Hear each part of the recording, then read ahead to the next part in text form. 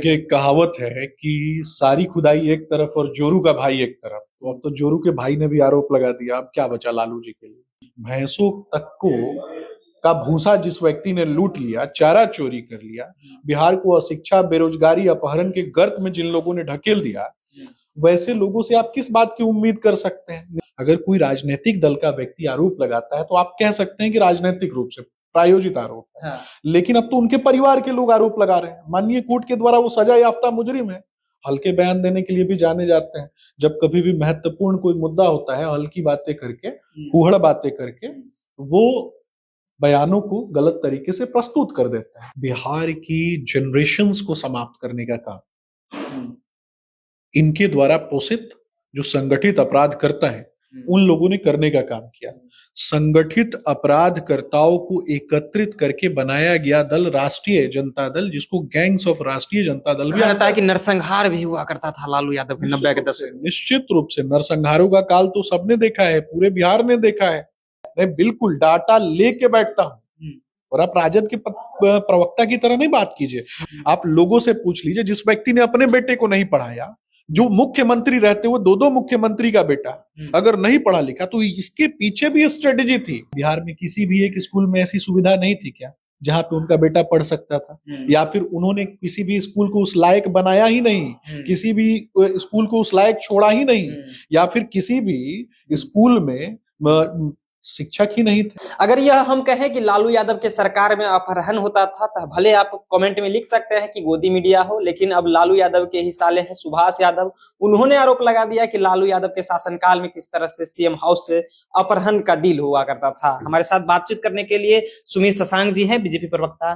कैसे देखते हैं आप? तो सुभाष यादव भी आरोप खुलकर लगा रहे हैं। देखिए, एक कहावत है कि सारी खुदाई एक तरफ और जोरू का भाई एक तरफ। तो अब तो जोरू के भाई ने भी आरोप लगा दिया। अब क्या बचा लालू जी के लिए? तो मुझे लगता है कि अब परिवार वालों ने जो आरोप लगाना प्रारंभ कर दिया, इससे स्पष्ट रूप से साबित होता है कि माननीय कोर्ट ने तो अभी तक सजा याफ्ता मुजरिम उनको घोषित कर दिया।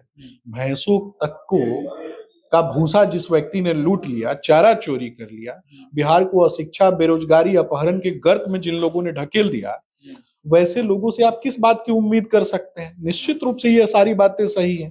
मोटरसाइकिल चोरी तक का पंचायती की कहानी हम सब ने सुन रखी है। सीएम हाउस में मोटरसाइकिल चोरी का पंचायती हुआ करता था। निश्चित रूप से अब इससे कार चोरी का पंचायती, अपहरण का पंचायती, सारे लोगों ने तो बताया ना। अब तो उनके रिश्तेदार बता रहे हैं ना। बाकी लोगों को तो अगर कोई राजनीतिक दल का व्यक्ति आरोप लगाता है तो आप कह सकते हैं कि राजनीतिक रूप से प्रायोजित आरोप है। हाँ। लेकिन अब तो उनके परिवार के लोग आरोप लगा रहे हैं। माननीय कोर्ट के द्वारा वो सजा याफ्ता मुजरिम है। हल्के बयान देने के लिए भी जाने जाते हैं।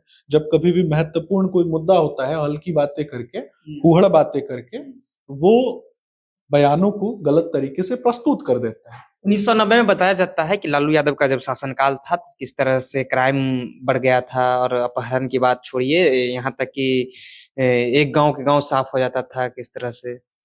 देखिए, निश्चित रूप से काफी दुखद है। बिहार की जनरेशंस को समाप्त करने का काम इनके द्वारा पोषित जो संगठित अपराध करता है उन लोगों ने करने का काम किया।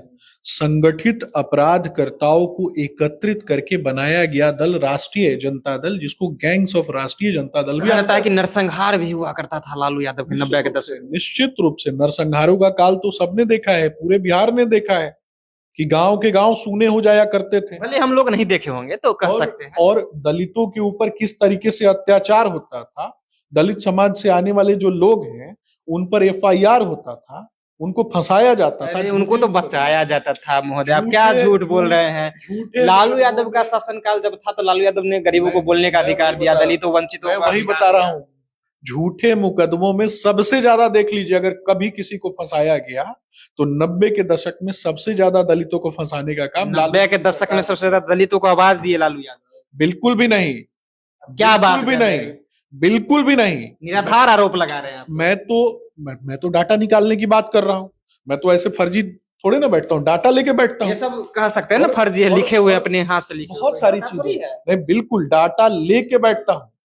और आप राजद के प्रवक्ता की तरह नहीं बात कीजिए। आप कहीं ना कहीं ये समझ के बात कीजिए कि किस तरीके से उस समय के कालखंड में, आप लोगों से पूछ लीजिए, जिस व्यक्ति ने अपने बेटे को नहीं पढ़ाया, जो मुख्यमंत्री रहते हुए दो मुख्यमंत्री का बेटा अगर नहीं पढ़ा लिखा तो इसके पीछे भी स्ट्रेटेजी थी। अगर मुख्यमंत्री रहते हुए दिल्ली के बड़े बड़े, सुन लीजिए ना, मुख्यमंत्री रहते हुए दिल्ली के बड़े बड़े स्कूल में पढ़ाते तो आप लोग कहते कि मुख्यमंत्री का बेटा पढ़ेगा प्राइवेट स्कूल में दिल्ली में, बिहार का जनता का बेटा पढ़ेगा ये चरवाहा विद्यालय में, अपनों बेटा को यहीं पढ़ाए, भले नहीं पढ़े होंगे। मैं पूछ रहा हूँ कि बिहार में किसी भी एक स्कूल में ऐसी सुविधा नहीं थी क्या जहां पे उनका बेटा पढ़ सकता था? या फिर उन्होंने किसी भी स्कूल को उस लायक बनाया ही नहीं, किसी भी स्कूल को उस लायक छोड़ा ही नहीं, या फिर किसी भी स्कूल में शिक्षक ही नहीं थे? आपका मन है राजनीति करने का, तो आपके पापा कितनों प्रेशर करेगी कि नहीं जॉब करो करिएगा? मूर्खता पूर्वक बातें नहीं करनी चाहिए, बातें इस प्रकार से होनी चाहिए, समझिए मेरी बात को। एक कहावत है, अंधों में काना राजा। तो काना राज कब करेगा? जब समाज अंधा होगा। तो समाज को अंधा करने के लिए कि देखो जब अपने बेटे को मैंने नहीं पढ़ाया तो तुम भी अपने बच्चों को मत पढ़ाओ, पढ़ने लिखने से क्या होगा, इस कारण से उन्होंने नहीं पढ़ाया, ताकि बाकी लोग जो हैं, जो वर्ग उनको वोट देता है, वो वर्ग जो है वो अपने बच्चों को नहीं 1990 का दौर तो आप देखे होंगे। अरे निश्चित रूप से सबने देखा है, हमने नहीं देखा। जिसने भी उस समय में होश संभाल लिया था, जिसका भी बचपन रहा है, बचपन में भी सबने देखा है। बहुत लोगों ने कहानियां सुनी है। हम लोग कहानी सुनते हैं, इस तरह से अपहरण का बात आप कर रहे हैं। तो क्या चाहते हैं, उस चीजों को फिर से दोहरा दिया जाए? ये लोग फिर से दोहराएं?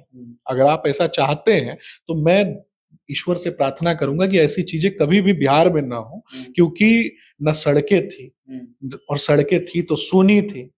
माताएं बहनों को किस तरीके से संगठित अपराधकर्ताओं ने विधवा बनाने का काम किया, किस तरीके से महिलाओं को सड़क पर से उठाने का काम किया। सुभाष यादव के बयान को आप सही मान रहे हैं? देखिए निश्चित रूप से उनके घर के परिवार के सगे संबंधी है ना। अगर सगा संबंधी आरोप लगा रहा है, और किसके ऊपर आरोप लगा रहा है? किसी साधु महात्मा संत के ऊपर तो आरोप नहीं लगा रहा है ना। आरोप भी तो चारा चोर पे लगाया जा रहा है, अलकतरा चोर पे लगाया जा रहा है, जिसको माननीय कोर्ट ने सजा याफ्ता मुजरिम साबित किया है। मैं तो अपने मुंह से तो नहीं बोल रहा हूं।